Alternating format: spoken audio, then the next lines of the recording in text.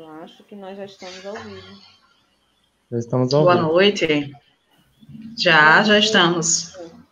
Boa noite, gente. Hoje nós teremos uma live mais que especial, porque hoje é o dia do enfermeiro forense, dia 15 de junho, e porque hoje nós estamos com o Dr. Wanderson Oliveira. Ele é epidemiologista e nós vamos falar assim, de um tema extremamente importante, a epidemiologia da violência.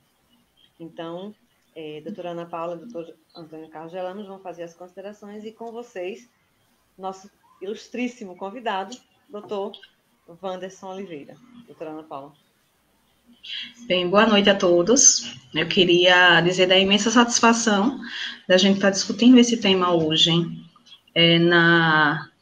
em forma de live. Eu acho que esses encontros só são possíveis através da tecnologia, então é uma oportunidade que a gente tem de aprendizado, de discussão da nossa realidade. Hoje, como o dia do enfermeiro forense, nós que estamos, assim, nessa época divulgando, trabalhando, consolidando a questão da enfermagem forense, que trabalha com a violência, então é importante para a gente ter essas discussões. Então, por isso que eu já queria abrir essa noite agradecendo, né, aos nossos debatedores de hoje, certo? O enfermeiro Wanderson, o enfermeiro Antônio Carlos, a enfermeira Zenaide, para que a gente possa ter uma discussão desse tema associado à nossa realidade e à nossa vivência atual do momento em que nós estamos passando. Eu queria introduzir até essa questão do nosso tema, Wanderson, que você conseguisse falar um pouco para a gente, diante das estatísticas da violência, da epidemiologia da violência, em que panorama nós estamos inseridos no momento aqui no Brasil?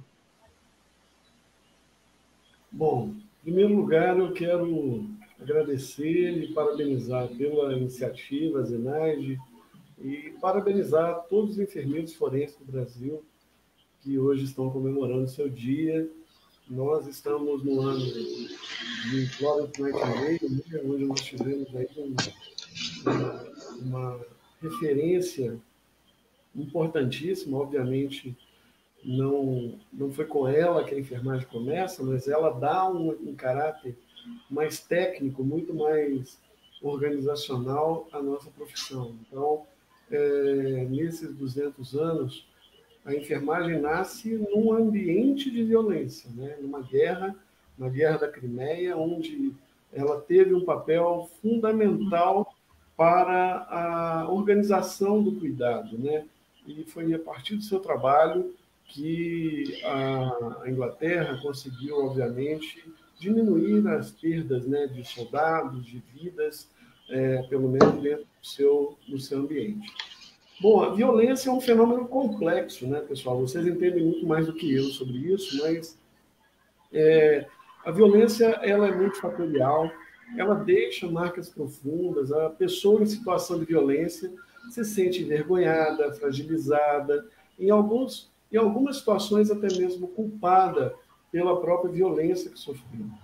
E ela precisa ser acolhida, cuidada e protegida em seus direitos. E a enfermagem, ela ocupa um papel primordial, porque seja a partir da triagem da equipe de enfermagem, tendo ali o auxiliar, o técnico, o enfermeiro, quem quer que esteja na linha de frente no atendimento, essas pessoas vão poder direcionar e acolher de forma adequada a pessoa vítima de violência. Nós tivemos um aumento da violência significativo nos últimos anos. Em parte, esta observação do aumento, e só para fazer um parênteses, eu como secretário de Vigilância em Saúde, e ex-secretário de Vigilância em Saúde, eu tive a oportunidade, ainda antes de ocupar a secretaria como secretário, eu era coordenador geral coordenador geral de emergências em saúde pública do Ministério. Era uma área em que eu tinha responsabilidade do sistema de formação de agravos de notificação, o SINAM. E dentro do SINAM tem uma ficha, que é a ficha de violência. Em 2014, se não estou enganado, com Débora Malta, era a diretora, nós colocamos a Martinha, que trabalha lá em Goiás, é uma pessoa de referência na área de violência, a Martinha, a Sheila, o pessoal que vinha trabalhando com a vigilância de violência. Eu participei, fui responsável pela inclusão da ficha de violência, de notificação de violência dentro do SINAM.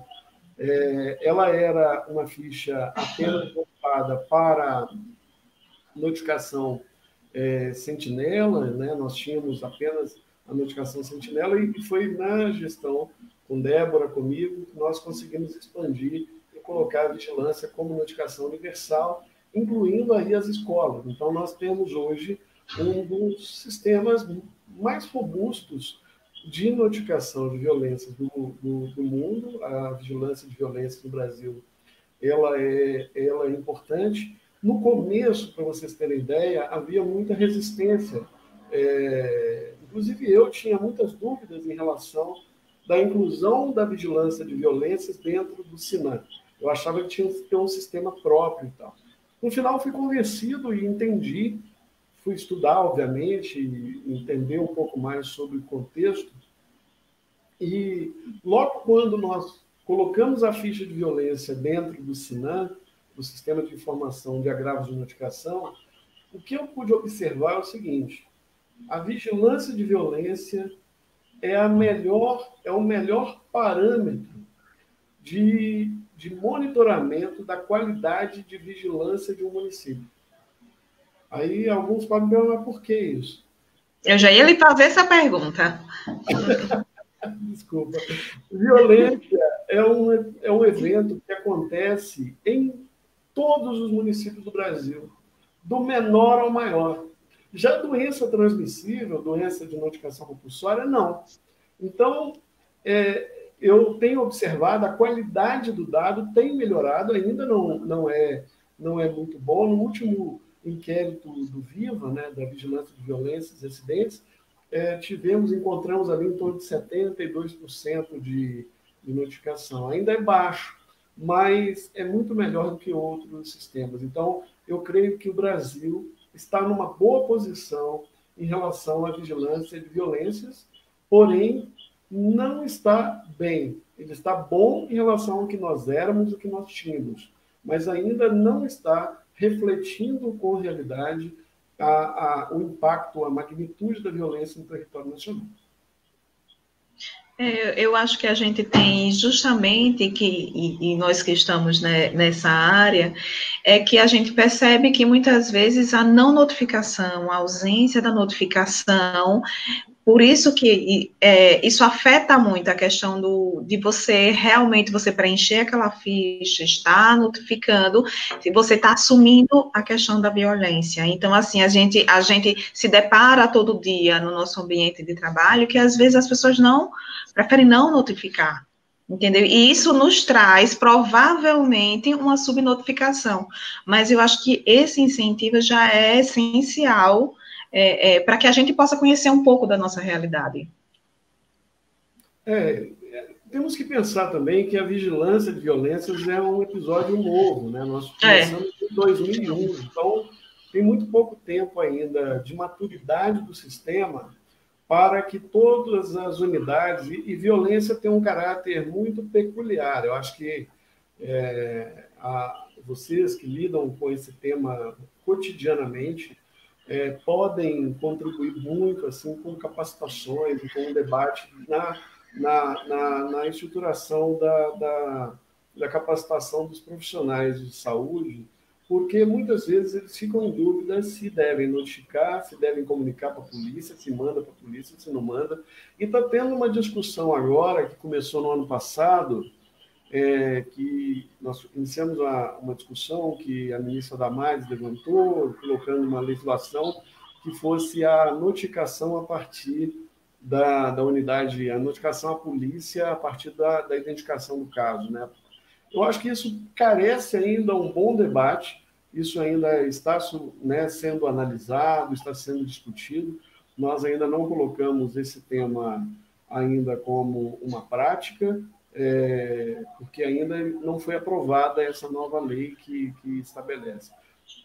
Tem prós e contras, eu acho que vai impactar, obviamente, talvez negativamente em relação à notificação, porque as pessoas podem ficar com medo de notificar, e aí, no caso da violência, a depender do tipo de violência que é monitorado pelo sistema de vigilância, tem o medo também da inserção daquele profissional que está ali, por exemplo, numa comunidade muito violenta, e o fato dele entrar na questão da violência de modo pessoal, né? Não institucional, mas de modo pessoal. Eu creio que esse seja um dos grandes desafios para que esse processo possa se dar com segurança também para o próprio profissional que notifica a violência, para ele também não ser uma vítima da violência que ele está documentando, notificando e tal. Obviamente, isso não é justificativa para a baixa notificação. Eu não estou dizendo que uma coisa justifica a outra. Mas os nossos instrumentos de notificação, eles são ainda bastante complexos, são ainda offline. Então, você tem uma série de limitações que podem ser superadas a partir de um debate mais amplo, assim como a violência ela tem as suas diversas faces, né? Apesar de termos o Estatuto da Criança, do Idoso, do Adolescente, todo um arcabouço legislativo que ampara uma série de decisões e ações, a incorporação dessa legislação de fato ainda precisa de decretos, portarias que regulamentem elementos dessas legislações mais infraconstitucionais.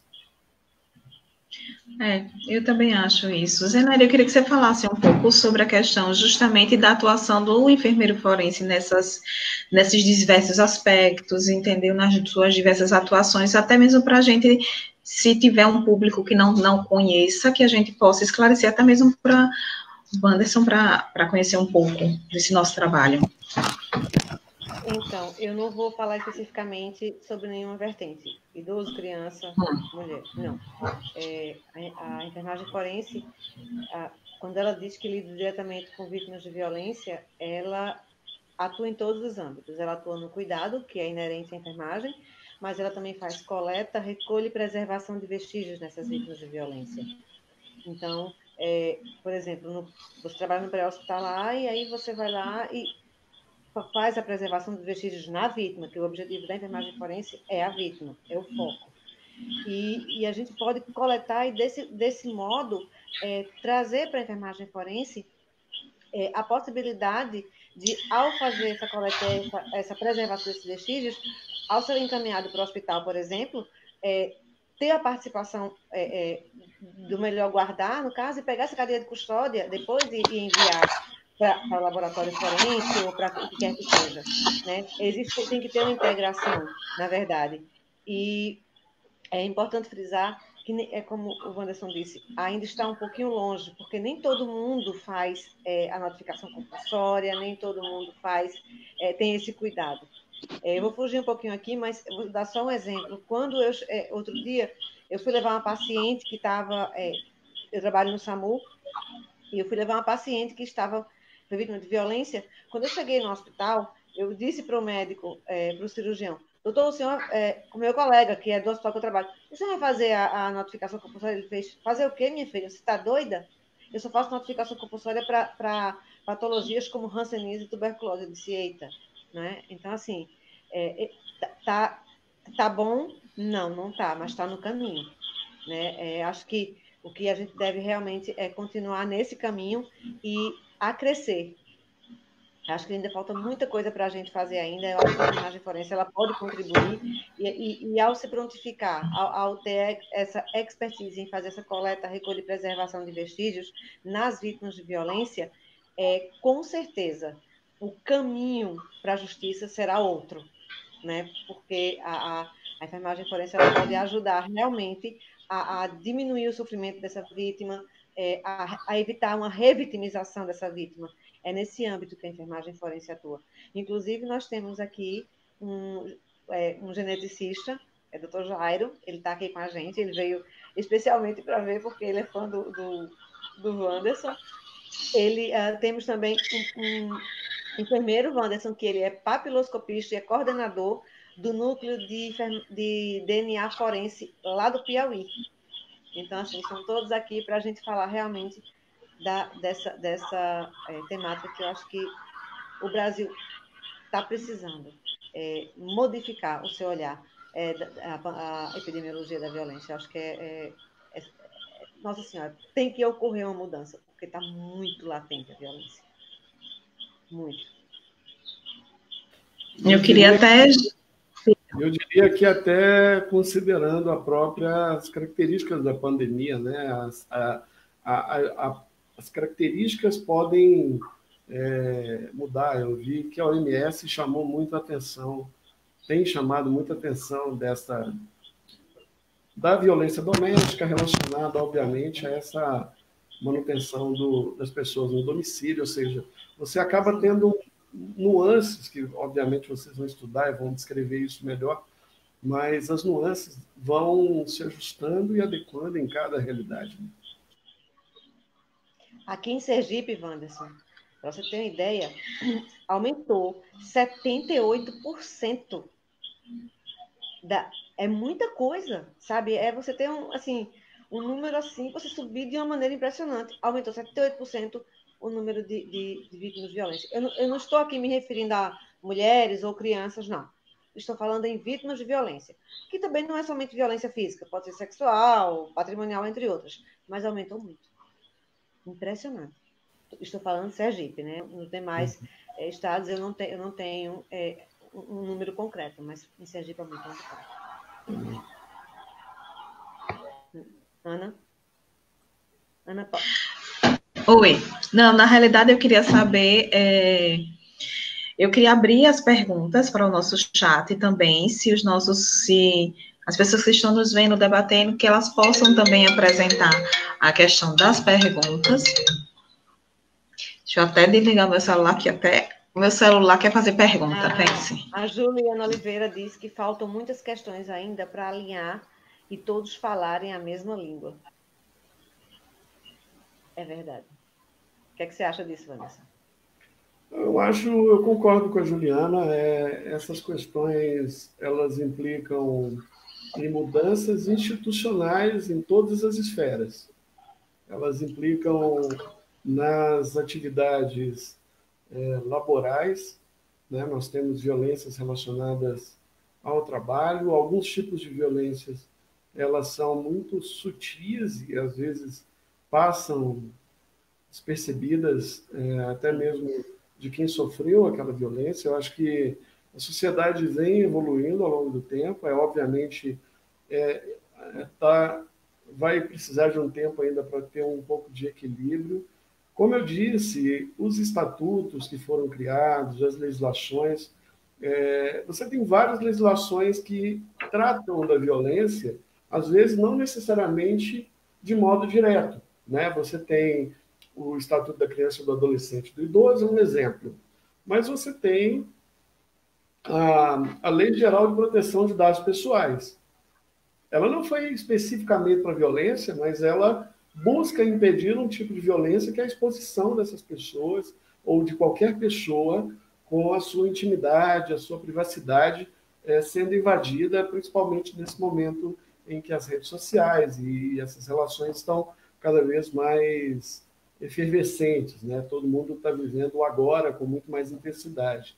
Então, quando eu entendo que quando Juliana fala todos aqui nesse sentido, seriam todos os setores, todas as esferas, ou seja, município, estado, governo federal, todos os setores, seja público ou privado, e deve envolver também todas as cidades, né? Eu acho que vale também uma abordagem desde a pré-escola, né, com os pais ali, a relação dos amiguinhos. Quantas vezes a gente já viu episódios em que um pai compra a briga do filho, vai lá e bate na outra criança, como se fosse a vítima da violência que as crianças que cometeram ali, né? Um coleguinha mordeu o outro, puxou o cabelo, aí o pai vai lá para tomar... Então, assim, a violência está em todos os locais. O ser humano, ele é um ser... a gente vem evoluindo, mas do ponto de vista histórico, a violência sempre esteve presente na evolução da sociedade, né?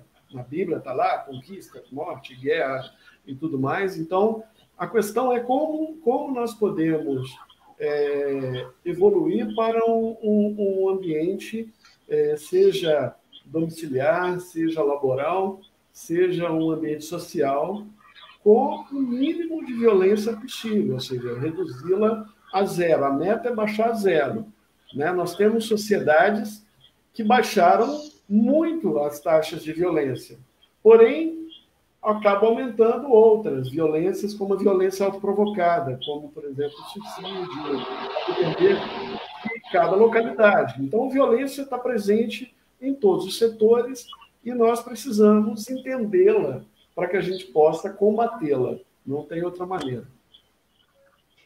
A Juliana diz que, mesmo que seja denúncia anônima, as pessoas ainda sentem medo, até mesmo de fazer tal atividade. É verdade. Ainda sente medo mesmo.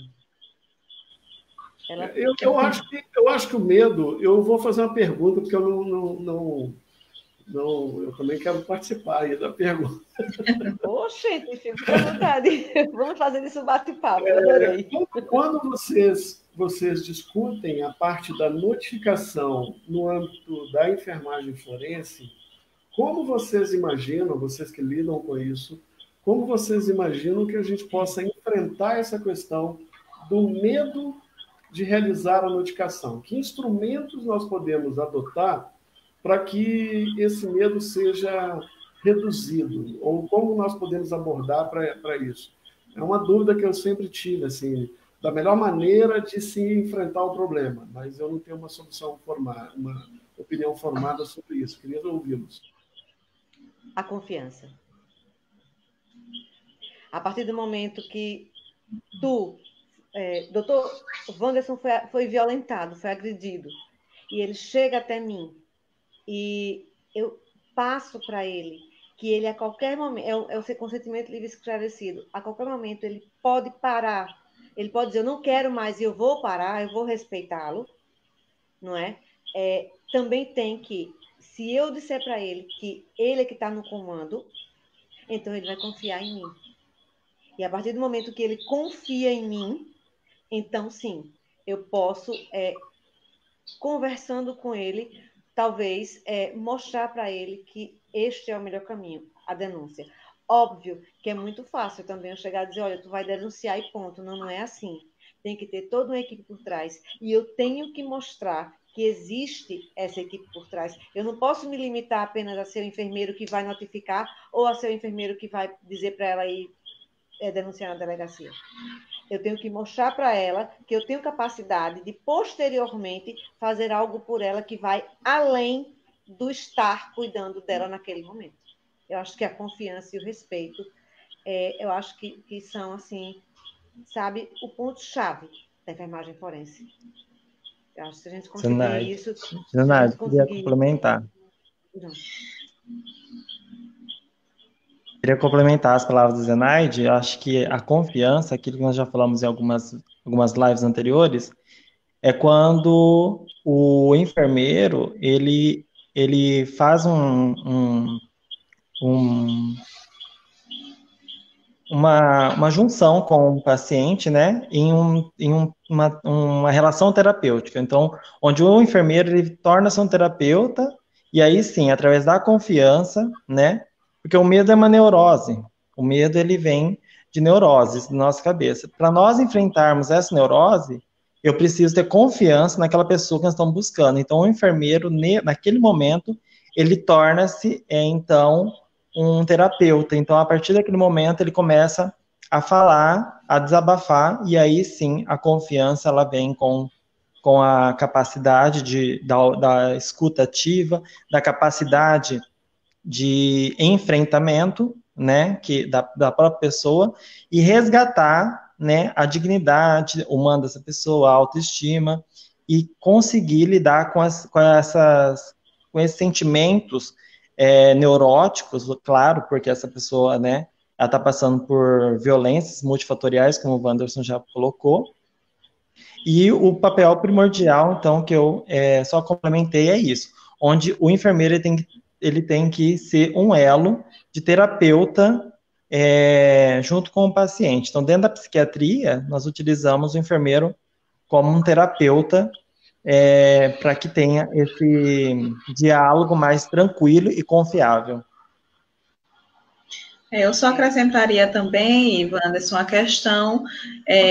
essa questão do sigilo, seria a questão do sigilo também das informações. Então, eu acho que muitas vezes as pessoas tendem a não confiar, como diz Zenaide, a questão da confiança, a questão de você ser terapeuta, mas a gente consegue garantir essa questão do sigilo. Porque muitas vezes ela não quer nem que a mãe dela saiba que sofreu violência, nem as pessoas próximas, nem no próprio bairro, nesse sentido de quando a gente atende uma vítima que seja mais ligada, no caso, à violência sexual. Então, às vezes, assim, garantir esse sigilo e garantir que isso vai fazer com que ela não seja... que eu ainda acho que a questão da penalização em relação a ela, eu estou denunciando, eu vou me colocar em risco. Certo? Eu vou colocar que eu estou como sendo aquela pessoa que estou denunciando, aquela pessoa que está fazendo a notificação, então eu vou colocar também a minha vida em risco, nesse sentido. Então, assim, essa questão do sigilo a gente tem que trabalhar muito bem também, que isso perpassa pela confiança, a confiança da relação do profissional com o paciente. Era um tópico que eu acho que a gente também merece a gente destacar. É verdade. Tem o comentário da Rise aqui. Ela diz que precisa ter uma unificação sobre a notificação compulsória, pois as cidades interioranas, os profissionais não sabem nem que existe a possibilidade de fazer essa notificação. Então, esse é um desafio que eu trabalho há muitos anos na vigilância para melhorar a qualidade da notificação. Eu sou professor da Escola Fiocruz de Governo aqui em Brasília. Eu venho ministrando aulas há muito tempo sobre o tema notificação compulsória. Eu tive a oportunidade de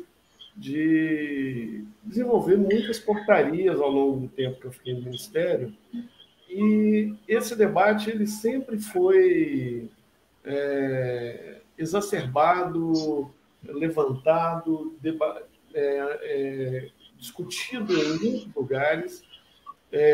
Eu acho que a nossa capacidade para enfrentamento do problema ela deve contemplar a estrutura, ou seja, a estrutura da própria unidade de saúde, ou seja, você ter a capacidade de conversar com a pessoa reservadamente, ter, né, um ambiente confortável, acolhedor, que lhe permita, para que a pessoa possa se abrir, se expressar. Então, a estrutura é fundamental, a estrutura do ponto de vista física mesmo, né, da unidade.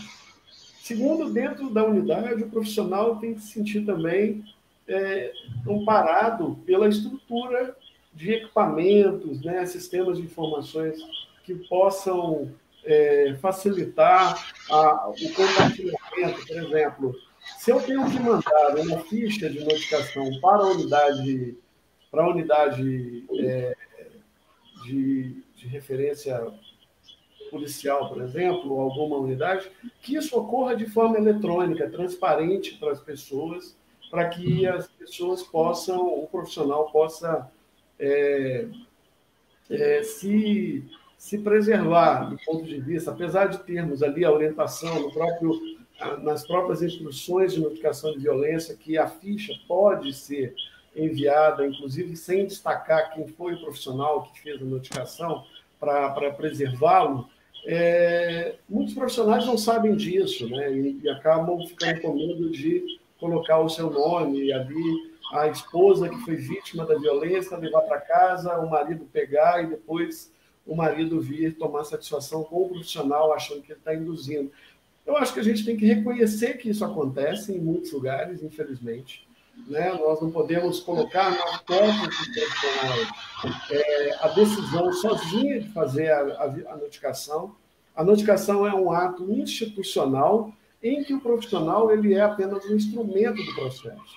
Ele está fazendo uma ponte entre o cliente, a pessoa, o cidadão, e o serviço, né? A instituição como um todo. Então, os gestores têm que compreender esse papel. Aí entra um outro prisma desse cubo, não sei nem se é um cubo, acho que tem um octaedro, assim, são muitos lados. Assim.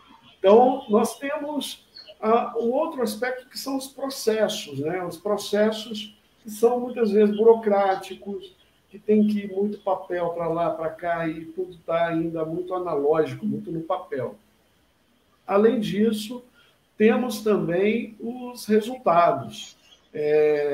Muitos gestores não querem ver aumento da violência simplesmente por não reconhecer a violência. Então, o fato de não notificar ou de não incentivar a notificação, de não colocar luz sobre esse problema, também é uma forma de não enxergar a violência e não se destacar. Né? Obviamente, é fundamental que profissionais como vocês olhem o conjunto, né? Olhem o todo, porque no caso da vigilância de violência, nós não fazemos um monitoramento, por exemplo, de briga de torcida, aquelas violências que ocorrem em ambiente aberto e tal. Então, eu acho que ainda falta muita orientação dos profissionais, muitos ainda não conhecem o sistema, o instrumento. O instrumento é longo, eu acho que precisa ser simplificado, ele tem que ser mais sintético, ou seja,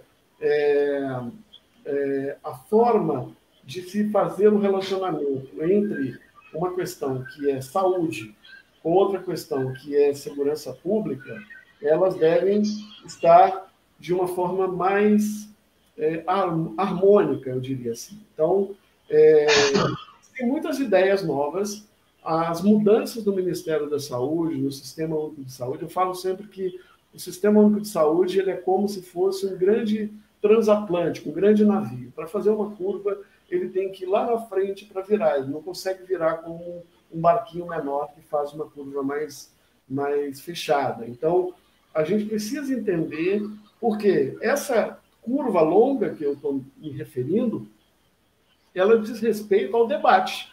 Ou seja, vai demorar, porque tem que ir para a Câmara, tem que ir para os fóruns para se debater.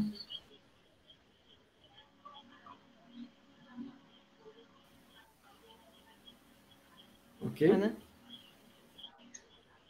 Ok, mas é isso mesmo. Eu queria também levantar algumas questões, por exemplo, nesse momento de pandemia, Wanderson. Pelo menos a gente tem uma perspectiva de crescimento dos casos.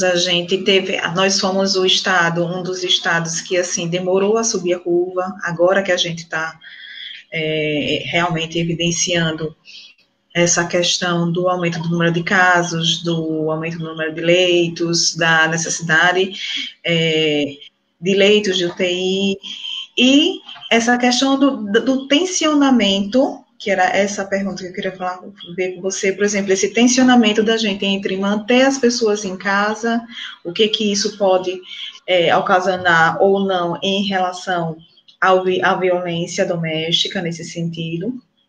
E se isso vai interferir muito, provavelmente a gente vai estar interferindo. Essa situação que a gente está vivenciando hoje, ela ainda pode perdurar, talvez, por algum tempo. Eu queria escutar um pouco a sua opinião em relação a isso. Bom, a questão das curvas e do crescimento de casos, nós estamos entrando na próxima semana no período do inverno. Então, no próximo sábado, teremos o início do inverno no hemisfério sul. É completamente distinto do período e do perfil do hemisfério norte. Então, este é o período em que, tradicionalmente, no Brasil, principalmente na região sul do Brasil, nós temos maior ocorrência de casos de síndrome respiratórias. Isso vai desde a gripe, do resfriado, até casos de pneumonia e quadros mais graves. Então, eu creio que essa compreensão ela é fundamental, porque em determinado momento nós ficamos, como a referência para nós eram os países do hemisfério norte, nós ficamos fazendo uma comparação muito vertical, né, do Brasil com outros países que estavam sendo mais afetados. E houve uma tendência, construiu-se uma tendência, um conceito comum de que lá já está abrindo, então na Itália já está abrindo nos outros países, eu vou abrir também. Então, eu acho que é claro que cada local, cada estado, cada município deve, salutarmente, discutir estratégias de abertura e fechamento, que a gente está chamando de flexibilização. A flexibilização ela não ocorre unidirecionalmente, ou seja, não é que eu estava fechado, eu vou abrir e vou permanecer aberto. Eu estava fechado, eu vou abrir e posso fechar novamente. Agora, em que momento eu devo abrir, o que eu devo abrir, quanto eu devo abrir e quando que eu devo fechar, em que momento eu devo fechar. Eu acho que, pelo desconhecimento, eu nunca vivenciei, nos 20 anos de experiência que eu tenho com emergências em saúde pública, eu nunca vivenciei uma epidemia como essa, em que a sociedade esteja participando de norte a sul da mesma maneira, né? Nós estamos, nem na época da pandemia de influenza, que inclusive foi dissertação de mestrado, do meu mestrado. Então, nós estamos tendo um debate nacional, porque, obviamente, isso afeta a vida de todas as pessoas. Não está errado falar que a determinação social, né, os determinantes sociais, que incluem aí a economia, o emprego, a renda, como também causas de adoecimento, isso também é uma verdade, é um fato, né? Está explicitado pelos modelos e também pelos autores, como o White Green, o Dalton e o Whitehead, que faz aquele diagrama de condicionantes e determinantes sociais, mas para que a gente efetivamente não torne o efeito ineficiente e eu tenha que fechar novamente e fechar de uma forma desorganizada, é fundamental que as pessoas entendam que a medida de distanciamento social ela começa com uma decisão pessoal. Não é o gestor, o governador, o secretário, o prefeito que tem que falar para mim o que eu devo fazer. Então, existe aí um trabalho, primeiro, de consciência coletiva que nós precisamos amadurecer bastante para que as pessoas entendam a distância entre o direito individual e o direito coletivo. A partir daí, eu vejo as pessoas falando, e eu estou escrevendo sobre isso, inclusive, sobre um novo normal, né? Esse termo que eu nem gosto muito, como se o normal anterior já fosse bom e eu quisesse voltar para ele. Não, eu quero estar melhor do que eu estava antes de eu entrar na pandemia. Então, não é um novo normal, é uma nova era, um novo momento, uma nova geração, uma nova fase da sociedade internacional. E nessa nova fase da sociedade internacional, eu espero que o hábito de lavar as mãos, usar o álcool em gel, seja recorrente, né? E basta a gente lembrar de Samuel Weiss, né? Samuel Weiss que descobriu, né, como que lavar as mãos evitava a febre puerperal. Então, assim, nós temos uma série de novos hábitos que podem ou que devam se tornar uma frequência frequente, pelo menos no período do inverno. Então, no período do inverno, eu vou usar mais máscara, mas durante todo o ano eu vou lavar as mãos com frequência. E vou ensinar as crianças a lavar as mãos. Eu estou falando isso sistematicamente. A outra coisa diz respeito à responsabilidade social, que está e que envolve todos nós, envolve todo cidadão, né? Eu não preciso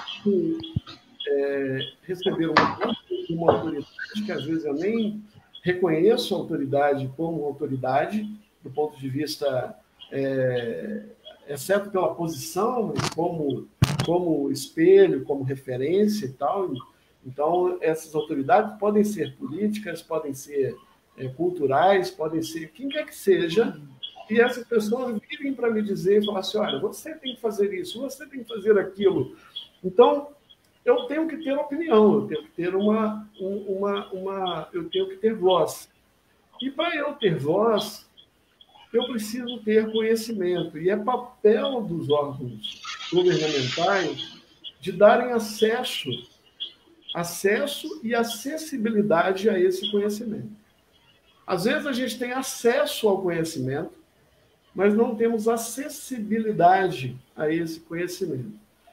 O que eu quero dizer com isso? É pegar lá uma unidade de saúde. Eu tenho uma unidade de saúde no meu bairro. Não tinha nenhuma, passei a ter uma unidade de saúde no meu bairro. Então, eu estou tendo acesso à minha unidade de saúde. Mas eu chego lá e eu sou cadeirante, eu preciso subir. E não tem uma rampa, porque tem uma escada para subir. Então, não adianta só ter acesso. Eu tenho que também ter acessibilidade. Eu tenho que ter como atingir o meu objetivo. Então, nessa discussão agora que nós estamos de flexibilização, seja abertura ou fechamento de setores da sociedade, é fundamental a participação social. É fundamental a participação, a expressão da sociedade, porque se a sociedade decide por abrir, se o gestor decidir por abrir, que essa decisão ela seja compreendida pela sociedade para que, mesmo na abertura, a sociedade continue a contribuir com as medidas de prevenção, que eu já falei, usar máscara, lavar a mão, manter isolados doentes. Nós tivemos agora, recentemente, várias fábricas de frigoríficos com pessoas doentes, ou seja, tinham pessoas que estavam doentes, continuaram trabalhando, e isso acontece com muita frequência. Até eu mesmo já fiquei doente e me sentia constrangido de não ir trabalhar, porque, é só uma gripe e tal, como é que é, eu não vou ficar em casa e tal. Então, a empresa precisa reconhecer, a pessoa precisa reconhecer o seu status de saúde e também precisa ter muita coerência, ou esse jogo precisa estar escrito, né? No regramento da indústria, precisa estar lá, tem um setor médico na unidade, então, dá para eu ficar em casa, eu ligo para o setor, aviso que eu estou doente, ou faço um teleatendimento, ou eu mando depois, ou eu tenho que ir doente lá para poder conseguir o atestado ou ratificar a minha licença de saúde. Ou seja, tem alguma coisa errada na nossa sociedade que a gente precisa ajustar. A outra questão diz respeito ao desconhecido. Nós estamos diante de uma doença, na verdade, nós não estamos só diante de uma doença. A Covid, ela tem se mostrado de formas diferentes. Eu falo isso porque eu peguei Covid. Eu estou ainda em isolamento decorrente da Covid. Eu estou há uma semana e eu manifestei inicialmente alguns sintomas respiratórios. Eu sou asmático, então eu tive um episódio de falta de ar, mas que, como eu sou asmático crônico, eu usei medicamento, recuperei e tal, estou bem, não precisei ir para a unidade. Fiz o monitoramento domiciliar. Minha esposa e minha filha também pegaram. Todo mundo manifestou, tem um cansaço absurdo, sabe? Parece que sugam sua energia, assim, é impressionante, né? Teve um dia que eu dormi o dia inteiro, assim, de tão cansado, não conseguia fazer nada. Já estou melhorando e tal, mas tem pessoas que vão evoluir com quadros graves e que vão precisar de um atendimento especializado, com leito respiratório. E essa epidemia, ela tem uma característica diferente das outras, que é o seguinte: o doente, neste caso, não é a pessoa, é o sistema. O sistema de saúde fica doente, não é a pessoa só que fica doente. Mas o que é o sistema ficar doente? É todo mundo ficar doente ao mesmo tempo, indo para a unidade de saúde e o sistema não conseguir me absorver. Mesmo eu tendo um cartão do meu plano de saúde, Hiper Mega Plus, 5 estrelas, Black, qualquer coisa assim. Então, eu chego lá naquela unidade e não tenho um leito para me atender, eu não consigo atender por mais dinheiro e recursos que eu tenha. Então, essa percepção social, ela não é fácil de ser compreendida e foi demasiadamente explorada do ponto de vista de mídia, do ponto de vista político e do ponto de vista de interesses pessoais, de vários segmentos aqui da sociedade. Então, nós estamos diante de um desconhecido e que as pessoas estão ficando cada dia mais cansadas, porque essa coisa de ficar em casa é realmente péssimo. Ninguém quer ficar em casa desnecessariamente, né? Estando bem e tal, eu estou aqui, eu moro num condomínio. Aí meu condomínio tem uma área de lazer que ninguém pode utilizar. Então, não houve uma discussão muito clara, nem sequer nos ambientes coletivos, de como se pode utilizar esses ambientes coletivos de modo racional, de tal maneira que não exponha as pessoas, mas, ao mesmo tempo, se trabalhe a saúde mental. Então, poderíamos estar usando um ambiente coletivo de forma organizada, escalonada, com distanciamento? Poderíamos. Mas por que isso não foi feito? Porque tem uma lei distrital do Estado e tal que fala que não pode abrir ponto. E se abrir, se alguém denuncia, o síndico vai pagar multa, vai ter problema, o condomínio vai ser punido. Então, eu creio que nós estamos ainda bastante longe de sermos uma sociedade organizada. O clima e o ambiente não foi apropriadamente adequado para isso. Vocês acompanharam na imprensa. A China, que fez um isolamento social em Wuhan, ela ficou em isolamento 2 meses e 14, 16 dias. A gente já está muito mais de 3 meses. Então, se a gente tivesse acordado, se a gente tivesse tido um acordo social, vamos ficar 1 mês de isolamento, fecho total, a gente teria causado muito menos prejuízo. O problema é que nós, na primeira semana, quando um estado como São Paulo fez uma medida, o Brasil começou a discutir a abertura de uma forma, eu diria, pouco objetiva, né? E esta falta de objetividade e de coordenação, ela impactou nisso que a gente está vivendo hoje. Então, isso que a gente está vivendo hoje, nós que plantamos como sociedade, isso também é uma forma de violência, porque nós que somos cidadãos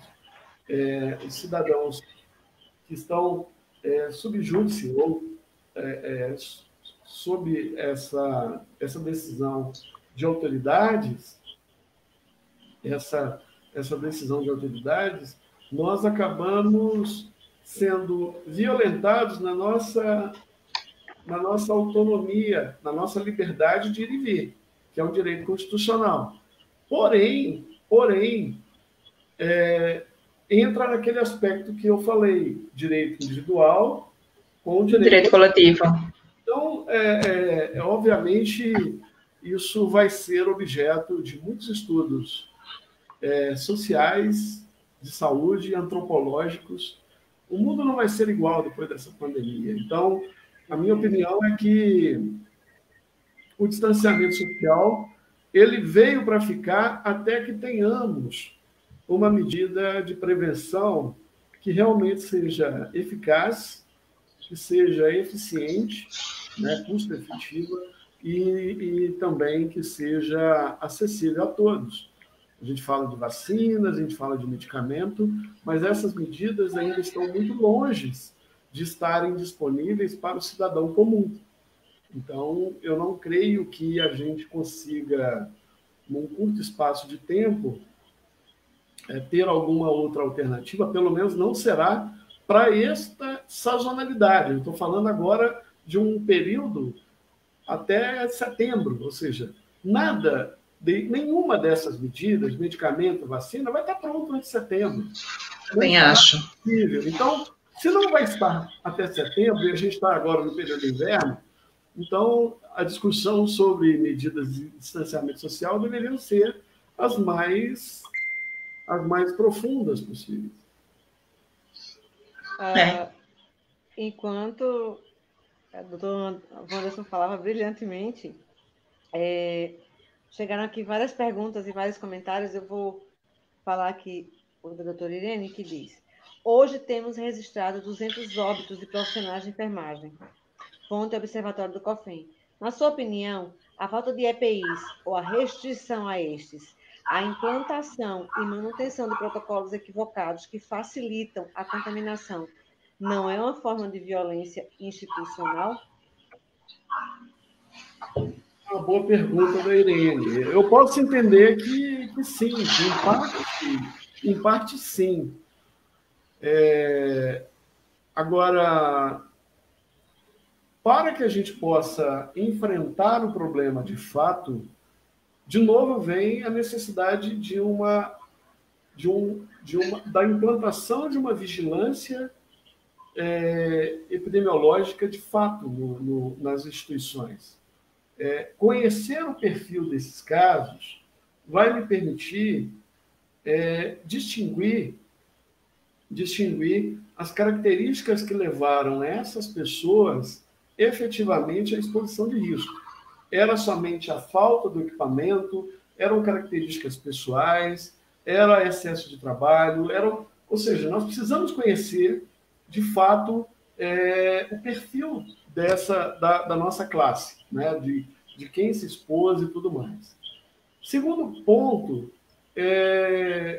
eu já trabalhei no hospital, já trabalhei em atenção primária, em posto de saúde, em unidade básica de saúde, equipe de saúde da família. Já trabalhei em UTI e já vi colegas, mesmo tendo equipamentos, não usando equipamento adequadamente. Então, também tem a questão da experiência, da capacitação de uso do equipamento. Não basta só ter o equipamento, mas também tem a questão de saber usá-lo. Uma outra questão é a qualidade do equipamento, né? Então, a gente entra aí numa outra seara, que não basta só ter o equipamento, não basta só saber usá-lo, mas também cabe aí uma questão que Aires Brito chamava isso de vulnerabilidade. Aires Brito escreveu muito sobre AIDS, e eu trabalhei um bom tempo com HIV/AIDS, e Aires Brito é um dos autores brasileiros que mais fala sobre isso. O que ele falava? Ele falava da vulnerabilidade pessoal, institucional e social. Então, a vulnerabilidade pessoal é eu ter o equipamento e não saber usá-lo. Eu estou vulnerável, porque eu vou usar errado, ele vai rasgar, não vai me proteger direito, vai ficar exposto. Isso é um ponto. A vulnerabilidade institucional. A vulnerabilidade institucional é eu saber usar o equipamento, mas ele não está disponível para eu poder usá-lo, não ter acesso a esse equipamento, ou esse equipamento se ele for de má qualidade.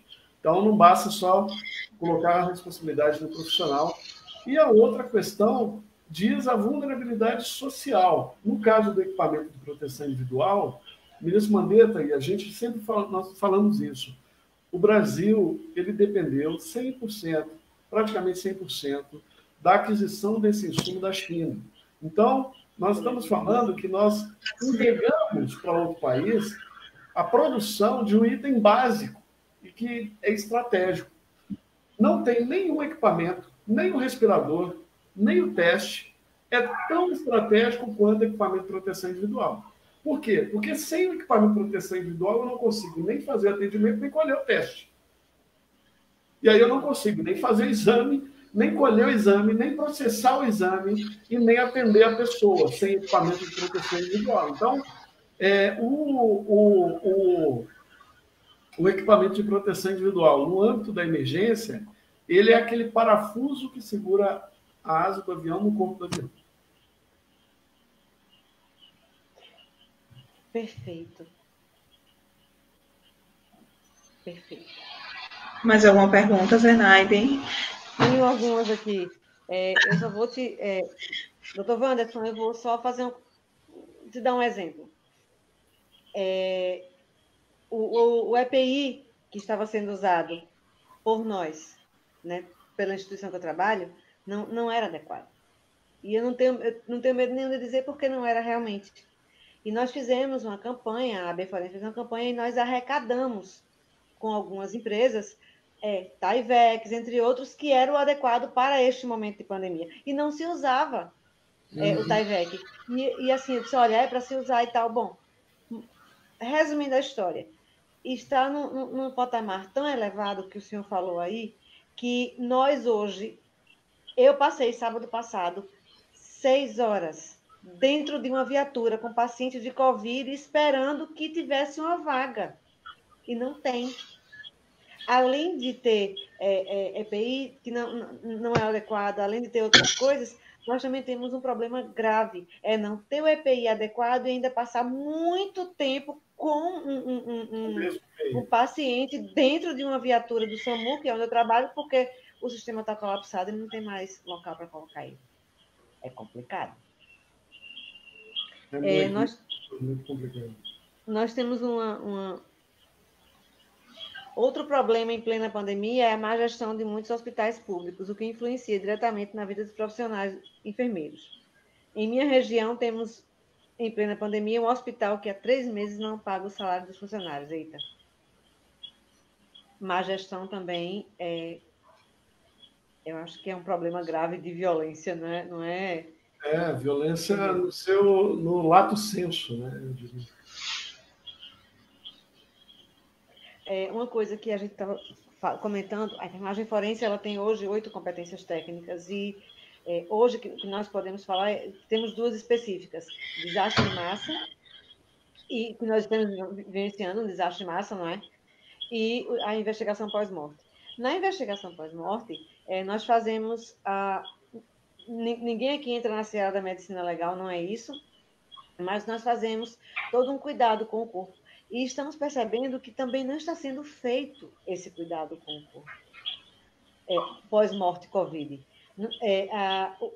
Os orifícios não estão sendo corretamente fechados, ele não está sendo colocado corretamente onde deveria, e eu sei que não é o caso, aqui no Brasil não tem esse hábito, mas o que eu deveria, o senhor, eu não sei se concorda comigo, o que deveria ser feito, na verdade, não é o sepultamento, seria incinerar, porque, na verdade, seria fazer a cremação, porque, posteriormente, pode haver, daqui a 10 anos, mais ou menos, pode haver alguma demanda causada por essa grande quantidade, em tão pouco tempo, de sepultamento.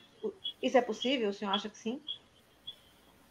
É um debate complexo. Nós, quando fizemos as primeiras orientações sobre o manejo de cadáver, nós discutimos a questão da cremação. A questão é que nem todo lugar dispõe, né, de estrutura para isso. Segundo, que é um procedimento tão caro quanto a questão do enterro. Às vezes é até mais caro, dependendo do local, por causa das necessidades estruturais todas. E mais do que isso, né? Assim, a gente passa por uma decisão que deve ser da família também, né? O familiar tem que estar envolvido na decisão de que como fazer isso, como fazer um velório com segurança. Nós já enfrentamos, essa não é a primeira epidemia que nós enfrentamos, né? Nós tivemos a epidemia de cólera aqui, em 91, então vivenciamos também problemas muito mais complexos, inclusive, porque cólera você tem ali um contato com secreção muito mais intenso, e aí entra numa outra seara, que são os legados, né? Os legados dessas outras epidemias, o que ficou e como que nós absorvemos isso. Como é que nós absorvemos o acidente com Césio 137? Lá também se discutiu a questão dos óbitos por radiação, caixão de chumbo e tudo mais e tal, não sei o quê. Então, eu creio que falta no Brasil a implementação de estratégias de lições aprendidas para que depois desses episódios a gente possa aprimorar a legislação, estrutura, normatização, material, a capacitação, para que a gente não tenha que enfrentar esse debate novamente. Nós já enfrentamos esse mesmo debate em 2009 com a pandemia do H1N1, enfrentamos a pandemia de Zika, enfrentamos a pandemia de cólera, enfrentamos em outros desastres, como, por exemplo, em Petrópolis, ali, com o desastre naquela região em que você teve milhares de vítimas, né, de pessoas que foram afetadas, e você não tinha onde colocar os restos mortais. Enfrentamos isso em Brumadinho no ano passado. Eu já ia dizer em Brumadinho no ano passado, eu ia dizer isso. Assim, nós temos experiência suficiente para nos prepararmos antes que esses episódios ocorram novamente. O fato de termos uma pandemia agora não quer dizer que vai passar essa e não vai ter outra.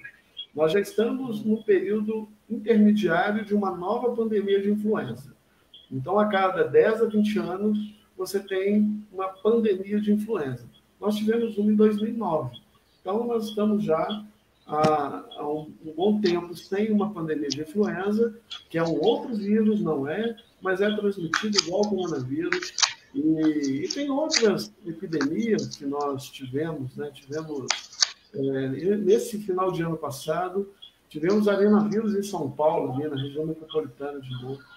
E o arenavírus é um vírus extremamente letal, e às vezes esses vírus que matam muito mais, de forma mais rápida, eles acabam sendo, do ponto de vista do controle, melhor do que esses vírus como o coronavírus. Então, na vigilância, a gente fala o seguinte: quando o vírus ele é muito letal, ele é mais fácil de controlar, mas ele causa mais danos ao indivíduo. Quando ele é menos letal, ele é mais difícil de controlar e ele causa menos dano ao indivíduo. É claro que tem gente que morre, tem gente que vai ficar grave e tudo mais, mas eu estou falando do ponto de vista populacional. Então, ainda falta... O debate era sobre o EPI, e eu puxei aqui um outro assunto, um outro conceito, mas do ponto de vista do equipamento de proteção, eu acho que é isso, é o que eu falei e o que eu penso. Professor, tem uma pergunta aqui que não está falando de EPI, mas eu acho que é pertinente. Nos casos de violência física, que é visível às lesões, já existe deficiência de notificação. O que falar sobre os casos de síndrome de Munchausen, por procuração? Como verificar a epidemiologia neste caso? Então, eu acho que, como a síndrome de Munchausen é uma síndrome, uma doença psiquiátrica, né, em que o paciente, ele de forma compulsiva, deliberada, ele vai provocar ou vai simular sinais, sintomas, sem que realmente tenha ocorrido.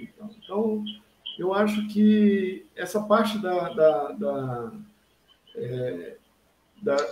saúde mental, né, eu acho que ela vem, pelo menos na minha época, já não era muito detalhada, assim, com conceito, abordagem de saúde mental na graduação, eu sempre achei muito aquém do desejável.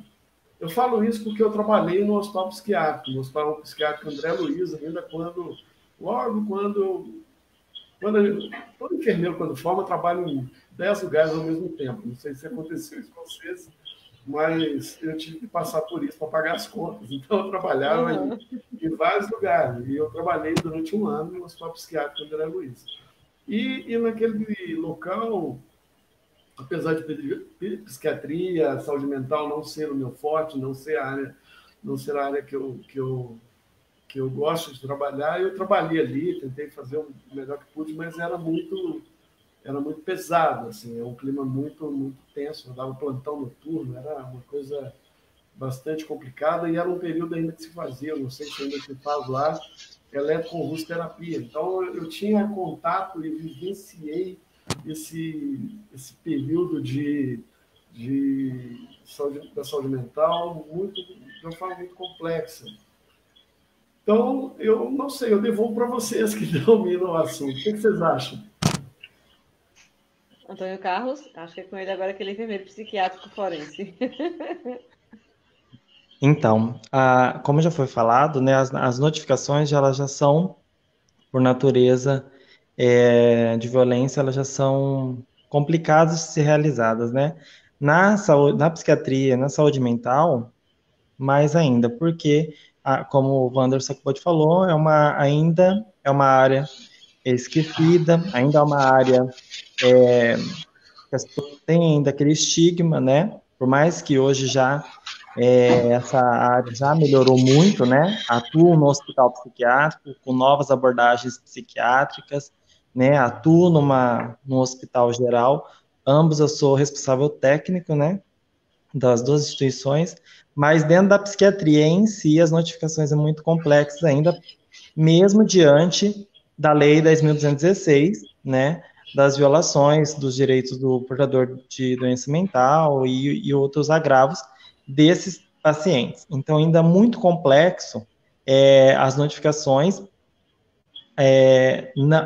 em específico, né, a pergunta da Alessandra, porém, quando tem pacientes que chegam também com agressões ou violência, também existem as notificações corriqueiras, como no hospital geral, né? Também eu ressalto quando o paciente, esses pacientes que chegam até nós, de violência, tudo, que existem as notificações gerais, existe aquelas também notificações pelo Ministério Público, que são aqueles pacientes que são internados de forma involuntária, porque eles não têm as faculdades mentais para saber ou né, decidir que ele vai ficar internado ou não, porque ele não tem noção do seu estado psíquico naquele momento. E pegando um gancho, só para, né, fazer uma abordagem, que o Wanderson também falou muito da saúde mental, hoje, o cenário que nós estamos vivendo da saúde mental, isso nós já abordamos em uma outra live, só vou ressaltar novamente, que eu acho que é um cenário meio violento para algumas pessoas, porque é aquilo que eu falei, as pessoas, elas são neuróticas, as pessoas têm neuroses. As neuroses, elas são normais, que é o medo, né, as angústias, e as neuroses, elas extrapolam e passam para as psicoses, aí a pessoa torna-se doente. No âmbito de trabalho nosso, nós observamos que os profissionais estão adoecendo mentalmente, né? Porque eles começam a ver e a observar os pacientes com Covid se padecendo e eles indo a óbito, e as pessoas, por mais que elas atuam há muitos anos, como trabalhar com esse invisível, né? Sendo frágil. E tem pessoas que têm baixo limiar as frustrações, e aí elas partem, né, do medo ao suicídio. Eu estou falando isso porque ontem mesmo, vi uma postagem de uma colega enfermeira, que ela atendeu só no período matutino 19 suicídios. 19, um período matutino. Então, é um índice muito elevado, onde as pessoas não conseguem lidar com as situações, né, que nós estamos vendo e não vendo ao mesmo tempo. Nós estamos vendo uma pandemia e não vendo essa doença, né, propriamente dita, e as pessoas elas acabam tendo esse medo exacerbado e não conseguem lidar intrinsecamente por dentro como lidar com essas situações. E aí não há uma ajuda, não há uma procura, e é onde nós temos, nós como enfermeiros, né, forenses, como enfermeiros psiquiátricos, dentro da enfermagem forense tem a psiquiatria, nós devemos tentar minimizar esses profissionais, né, de como atuar. Todo mundo, eu sempre brinco nas minhas aulas de psicopatologia clínica e forense, porque todo mundo, nós falamos assim, eu sempre pergunto, todo mundo acredita que nós vamos para algum lugar quando morrer? Todo mundo responde que sim. Uns falam que é o paraíso, outros falam que vai para Jesus, para Deus, que é o purgatório, tem uns que falam que já vai para o inferno escorregador.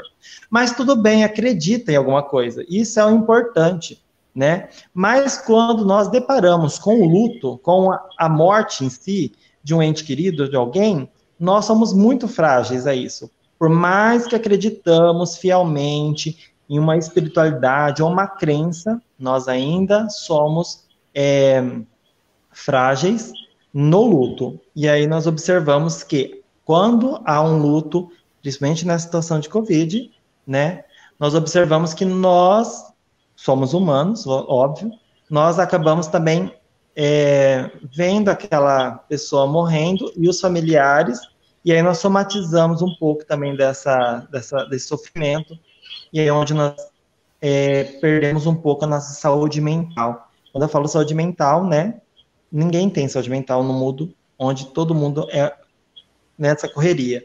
Mas nós precisamos, aquilo que eu falei numa live passada, ter um pouquinho só, que eu gosto de dizer, de higiene mental. Quando nós higienizamos nossa cabeça, nós tiramos todos aqueles pensamentos ruins e nós conseguimos lidar com mais situações. E é onde as pessoas não conseguem fazer essa higiene mental. Fazemos higiene do corpo, do nosso corpo, fazemos higiene dos nossos dentes, mas esquecemos da nossa higiene mental, que é muito importante. E é isso que o Wanderson falou, eu moro num condomínio, não sei, nós temos uma área de lazer, vamos buscar essa higiene mental. E aí vai de cada um buscar o seu consciente, o que eu gosto, o que eu quero, como eu consigo lidar com a situação. Então isso é muito importante. Aí o pessoal fala, mas isso é psicologia? Não, isso é enfermagem. Isso é ser enfermeiro, é o cuidado. Então, você cuida lá no hospital, mas você também tem uma equipe. Então, isso é muito importante. Então, eu só ressaltei um pouquinho da saúde mental e dessa importância de voltar de novo com esse título que eu gosto muito, que é a higiene mental. Nós não temos uma vacina ainda de higiene mental, uma vacina contra a loucura. E todo mundo é propício, né? Aí eu falo, a loucura é o quê, né? Depende. Eu não sei, hoje eu posso estar bem, e amanhã eu posso acordar louco. Louco, para mim, é quando foge do padrão da sociedade, porque para ele é normal, né? Então, nós, num cenário desse, de pandemia, nós podemos trabalhar, como a Zenaide falou, 6 horas dentro de uma ambulância de Tyvek, com um paciente, dormir normalmente, e no outro dia acordar com alterações comportamentais e com psicose. Então, por isso que nós temos que filtrar e tentar eliminar todos esses maus pensamentos de uma melhor forma possível. Agora, qual é a melhor forma possível? Cada um tem que descobrir a si mesmo. Eu acho que isso é muito importante. Eu tenho 2 perguntas para a professora. A primeira é a de doutora Alexandra. Boa noite. Quais são as barreiras para a vítima de violência obter assistência à saúde? Principalmente agora, quando o governo federal parece temer o que dados estatísticos podem revelar. Deu para entender a pergunta? Olha, Alexandra fez Na verdade, ela já faz a resposta, né? Porque eu até comentei anteriormente, muitos gestores não querem visualizar o resultado, né? Destampar essa caixa de Pandora que é a informação, né? Informação, Sim. ela não é boa nem é ruim, ela é informação. Então, a gente tem que saber lidar com ela. Às vezes, ela pode ter qualidade que pode ser questionável. Ah, eu não concordo com essa informação porque ela precisa ser mais detalhada. Tudo bem, mas a notificação de violência ainda é um desafio a ser superado. E para ela ser superada, começa conosco, né? Com os profissionais que identificarem o caso, que registrarem. Então, de que maneira nós podemos contribuir para que esta subnotificação ela diminua, né? Eu acho que uma das formas é essa. Nós estamos debatendo sobre violência num ambiente aberto em que as pessoas podem contribuir, participar, concordar, discordar, ou seja, é um ambiente democrático. Temos fóruns em outras instâncias, tem capacitações que podem ser realizadas. Eu creio que a violência, o resultado da violência não é possível ser escondido, gente. O óbito não é possível ser escondido. Então, assim, por mais que um gestor não venha ver ou enxergar, é impossível tapar ou colocar essa questão debaixo do tapete. Ela aparece porque a violência ela tem uma questão que é muito mais perceptível. Às vezes, a sensação de violência é pior do que a violência em si. A sensação de violência, ela te trava, ela te imobiliza. E, às vezes, a violência, por si só, ela está presente ali. Então, por que eu estou falando isso? Eu estava, acho que foi ontem mesmo, o Fantástico estava mostrando lá aqueles profissionais que coletam ovos de crocodilo, né? Aí vão lá, ou que moram naquelas regiões muito violentas, que você sabe que tem ali animais perigosíssimos que podem te matar e tal. Mas as pessoas aprenderam ao longo de décadas, de séculos, de gerações a conviver com aquele tipo de violência que ele é reconhecível. Na Índia,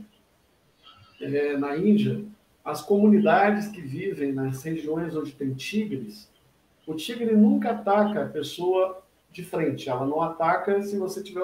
Ele não ataca uma presa, segundo eu não entendo nada de tigre. Estou falando o que eu aprendi lendo. Tá? Como eu não entendo nada de psiquiatria, psicologia, não entendo absolutamente nada. Só comentei aqui algumas coisas. Mas, assim, o que eu aprendi foi suficiente para poder falar agora com vocês. É o seguinte, um tigre, ele não ataca uma pessoa de forma direta. Uma pessoa não, uma presa. Né? Se ele quer comer uma presa, ele vai atacar essa presa de costa e vai pular sobre o pescoço. E as comunidades que vivem ali naquelas regiões da Índia, que tem tigres convivendo, ou seja, tem um ser violento que está ali dentro. Para eles diminuírem essa exposição, o que eles aprenderam? Eles começaram a desenhar uma face, uma máscara, e colocam essa máscara aqui atrás da cabeça. De tal maneira que o tigre não vai atacá-la pelas costas. Então, eu deixo essa reflexão, que é profunda, mas ela é tão besta, tão simples, para a gente entender que a gente precisa colocar essa máscara nas costas para a gente se proteger contra este tigre da ignorância. Então, é por aí que eu acho que é o caminho. E não ficar lutando contra o imponderável, assim, contra o óbvio, né? Porque nós temos os estados, temos os municípios, e se eu não tiver uma boa informação no meu nível municipal, aí sim eu vou começar a ficar preocupado se caso um prefeito ou um dirigente quiser esconder o dado para aqueles cidadãos que estão morando ali, porque a vida acontece no município, não é? Ninguém mora nem no Estado, nem no governo federal. Professor, veja só, já estamos com 1h20 de live. Eu adoraria passar a noite aqui conversando com o senhor, mas eu vou deixar quando o senhor disser ok, porque tem muitas perguntas, mas eu não vou né, deixar assim cansado, porque o senhor acabou de falar que estava, né, que veio tá saindo de um Covid, então assim, fica... Ainda está convalescendo, eu acho que é uma oportunidade que a gente pode ter justamente isso, talvez de fazermos algumas considerações finais que a gente possa querer fazer, até mesmo para poder a gente já tá encerrando a nossa noite e poupando também, né, nesse período de convalescência. Também, eu já ia sugerir isso, mas a já entrou. Aí a gente pode, no caso, fazer a questão dessas considerações finais, e aí a gente poder discutir isso. Bom. Muito obrigado, eu agradeço mais uma vez, parabenizo, antes de mais nada, os enfermeiros forenses. Eu creio que a própria existência da associação da Beforense é resultado desse trabalho incansável que vocês aí em Sergipe iniciaram e vem desenvolvendo e trabalhando no todo o território nacional. A participação de outros enfermeiros com interesse em se aprimorar e estudar esse tema, né, como vocês estão fazendo. Eu acho que no âmbito da epidemiologia da violência, onde eu entendo só da parte da epidemiologia, eu adoro estudar epidemiologia, eu estudo epidemiologia desde 1995, então eu entrei como bolsista de iniciação científica num projeto de epidemiologia, foi quando eu tive o primeiro contato com a epidemiologia ainda na graduação.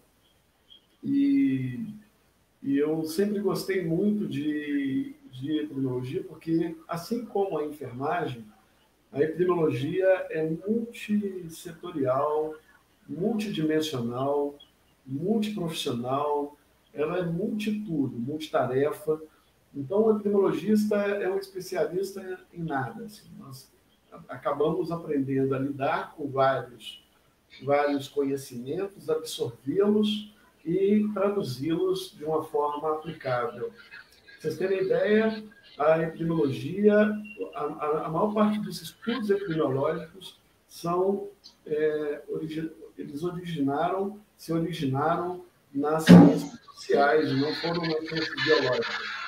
Então, a sociologia é a base da epidemiologia. Muitos não sabem disso, né? Então, quando eu estudo Emile Durkheim, por exemplo, com a teoria do suicídio, né, e tantas outras teorias, aquilo tem muita epidemiologia. E vários estudos, caso controle, é o único estudo que realmente nasceu da epidemiologia. Estudos de coorte, estudos de corte transversal, entre várias outras metodologias, são de outras ciências. Então, a enfermagem também ela cresceu e ela pode crescer mais absorvendo técnicas e traduzindo este conhecimento de outras áreas. O enfermeiro epidemiologista, que é isso que eu sou, que eu me reconheço, é um profissional que pode contribuir com o olhar para a violência no sentido de caracterizar esse perfil por tempo, lugar e pessoa, ou seja, quem, onde, quando, para tentar responder como e por que aquelas coisas aconteceram. Essa é a nossa forma mais simples de traduzir o que é um epidemiologista. Então, a gente busca entender essa dinâmica, no caso da violência, seja no sexismo, na homofobia, na lesbofobia, bifobia, na xenofobia, no racismo, na intolerância religiosa, no conflito de gerações, na situação de rua, na deficiência, nós temos muitas motivações diferentes de violência, né? A violência ela pode ser interpessoal, de uma pessoa agredindo outra, como pode ser autoprovocada. Eu me flagelando, como no caso do suicídio, como no caso de outras situações. Então, eu creio que a epidemiologia pode contribuir muito na compreensão destes fenômenos, que são fenômenos sociais, não são fenômenos só individuais, são fenômenos sociais. E como eu disse, a epidemiologia vem da área social, então eu acho que muitos olham para a epidemiologia. Eu lembro que meus colegas olhavam para a epidemiologia na faculdade e falavam: eu detesto matemática, não vou querer fazer epidemiologia porque tem muito número, muito cálculo, muito não sei o quê. Bobagem. A epidemiologia não se sintetiza na bioestatística, como muitos aprenderam na faculdade, muitos de nós aprenderam na faculdade. Então, eu acho que incorporar conceitos epidemiológicos dentro da formação do enfermeiro forense é fundamental para que vocês possam aprimorar a formação e que esse enfermeiro forense deste novo século consiga traduzir e discutir e demonstrar e traduzir, na verdade, descrever esse fenômeno que é a pandemia, né? Essa pandemia de outras questões que perpassam ao vírus como ser biológico. Então, temos que discutir os outros vírus da sociedade que estão aí, entre eles o vírus da violência. Obrigado pela oportunidade, obrigado pela disponibilidade, parabéns a vocês todos. Eu tenho grandes amigos aí em Sergipe, uma delas é a enfermeira Conceição do SAMU, não sei se vocês conhecem. Conhecemos, com certeza. A Ceissa é uma querida, uma pessoa muito, muito querida. Se vocês a encontrarem, por favor, dê um grande beijo, um grande abraço nela por mim. Ela, Márcio também, que é um cirurgião plástico, que trabalha aí. Um grande amigo. Então, assim, eu tenho muitos queridos amigos aí em Sergipe e eu quero deixar um grande abraço para vocês e colocar à disposição para outros momentos e agradecer o carinho, as manifestações. Eu fico muito honrado de estar falando com vocês e podendo ser reconhecido como um enfermeiro, uma referência na enfermagem, pelo menos na área que eu atuo. Eu sei um pouquinho de epidemiologia, de saúde pública, mas eu espero, com isso, motivar os estudantes para que eles se engajam mais na carreira e que a gente tenha profissionais cada vez mais atuantes, incisivos, respeitosos, né, com o outro e que, de toda maneira, possam elevar o nome da enfermagem mais e mais. Eu acho que essa é a nossa responsabilidade. Obrigado.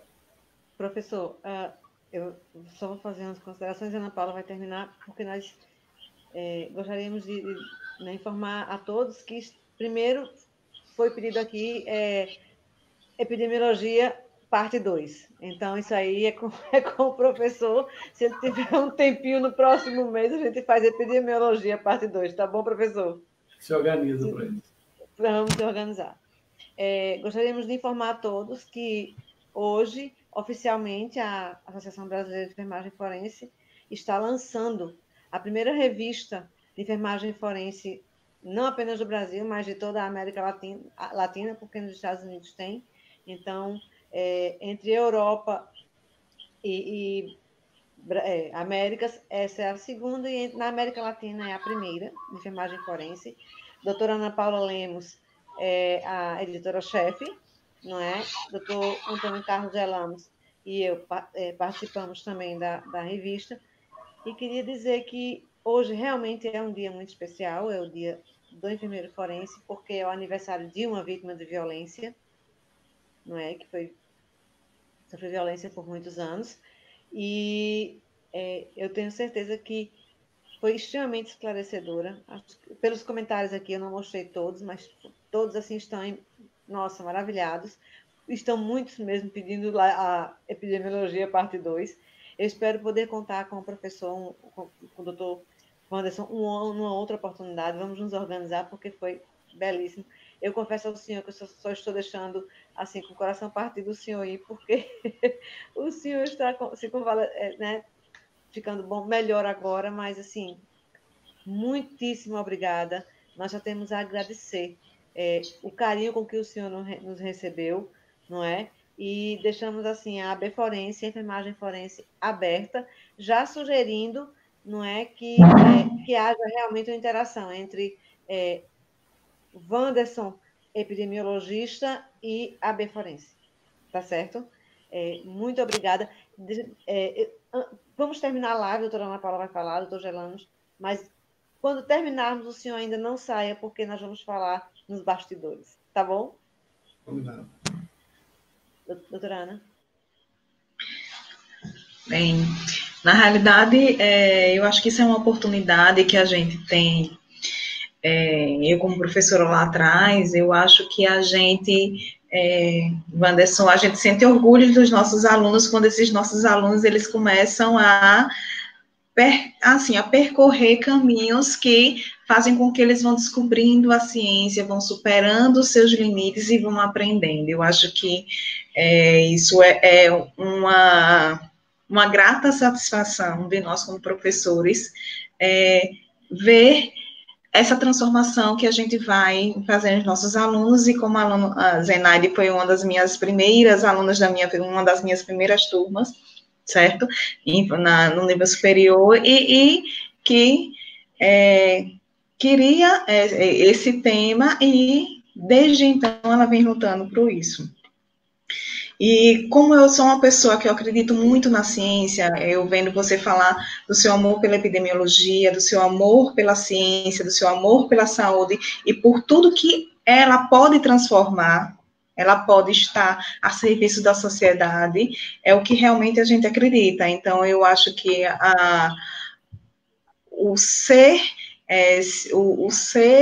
nós como seres sociais, nós como seres, a gente precisa de acreditar na ciência, a gente precisa acreditar que as nossas relações, elas podem ser transformadas. Eu acredito muito na educação em relação a isso. Eu acho que o nosso país precisa de educação, precisa que nós possamos trilhar esse caminho para que a gente possa crescer como sociedade e se fundamentar cada vez mais. Então, eu agradeço a sua participação, a participação de todos, porque nesse momento em que a gente carece de boas conduções de dar nossa realidade, né? Eu acho que a gente precisa realmente refletir todas essas questões, entendeu? Se pautar na ciência, mas acima de todos e de tudo, a gente ser humanos no cuidado do outro. A gente ter a preocupação de cuidar do outro, não só do paciente, mas uns dos outros. Eu acho que nós, profissionais de saúde, precisamos realmente cuidar uns dos outros. É um momento de muita fragilidade que nós percebemos. Eu, pelo menos, eu também estou... A gente perpassa por um momento de muita fragilidade em que a gente precisa disso. Eu acho que a ciência nos traz, talvez, uma luz, uma ponte no caminho, mas que a gente precisa usar no cuidado também um com o outro. Então, eu queria agradecer a oportunidade também de participar dessa live, e que a gente possa realmente ter outras oportunidades. Fiquei muito honrada também em receber esse convite e de estar com vocês nessa noite. É isso. Antônio? Bom, queria agradecer, né, novamente o convite pela doutora Zenaide, de estar aqui na segunda-feira, né, dia do enfermeiro forense, né, muito feliz por esse dia, né, há 5 anos atrás, acreditando. Gostaria de agradecer, né, ao Dr. Wanderson, sempre olhando, né, vendo pela TV, e hoje poder compartilhar um pouquinho nesse bate-papo. Eu acho que é enriquecedor para todos que estão assistindo, gratificante para nós, né, ver essa paixão pela saúde pública, essa paixão pela epidemiologia, e isso traz para nós também, suscita para nós também voltar nossos olhos, né, nas origens da atenção básica, né? Eu sempre bato nessa tecla. Então, é um prazer conhecê-lo, né? Foi muito bom. É uma pessoa muito agradável de conversar, simpático. Eu acredito que todos da live devem estar agradecidos, né, por esta noite. E também agradecer a Ana Paula, né? Fazia um tempo que nós não se víamos, né? Porque Pois nós é. Mato Grosso do Sul, né, Aracaju, a cada 1 ano, 2 anos que nós vamos se ver, né, nos congressos, mas também agradecer a Ana Paula, né, sempre conosco, sempre estando com nós nas iniciações científicas, na parte científica da AB Forense, né, e possivelmente nós vamos estar aí o ano que vem juntos na Aracaju, né, e estende o convite aí para o doutor Wanderson para estar conosco no nosso congresso, né, doutora Zenaide. Palestrando conosco, né, e trazendo esse amor, né, e tudo isso que ele trouxe para nós hoje, esses ensinamentos, parece que eu estou sentado numa carteira vendo um mestre, lógico, né, vendo o mestre falar, né, então, assim, foi maravilhoso. Eu agradeço e agradeço a todos que estão vendo nós, lembrando que o pessoal da Argentina está conosco, do Peru, do México, da Colômbia, dos Estados Unidos. Faltou alguém? Da Espanha. Espanha. Isso. Então, todos esses nossos amigos estão sempre conosco nas lives nas segundas-feiras, tá? E todos que estão conosco aqui do Brasil, de todos os estados conosco, acreditando, né? E buscando também conhecimento. Obrigado. Saludos a todos os hermanos de Sudamérica. Eu tenho muitos amigos. Eu fui durante alguns anos coordenador da vigilância do Mercosul, então eu tenho um carinho enorme. Eu aprendi a saúde internacional com esses amigos, com a convivência, e nos Estados Unidos também, muitos queridos amigos. Que bom que está todo mundo integrado e contribuindo e compartilhando. Obrigado a todos vocês, mais uma vez, pela acolhida. Obrigado. Gente, Obrigada. Muito obrigada por terem ficado até agora conosco, nesse dia que é o Dia do Enfermeiro Forense. Nos vemos em mais uma AB Forense Convida na próxima segunda-feira. Fiquem com Deus e que Deus abençoe a todos. Até segunda, se Deus quiser.